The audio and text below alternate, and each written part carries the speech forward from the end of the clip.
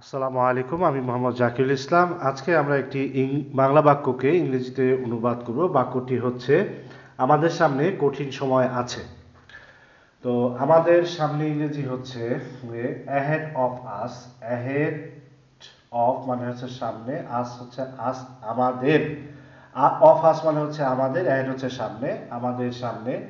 There are hard times, HARD hard, TIMES times ahead of us.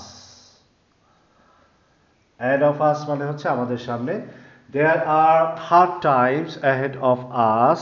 আমাদের সামনে কঠিন সময় আছে। There are hard times ahead of us. There are hard times ahead of us. There are hard times ahead of us. There are hard times ahead of us. আমাদের সামনে কঠিন সময় আছে। Thank you.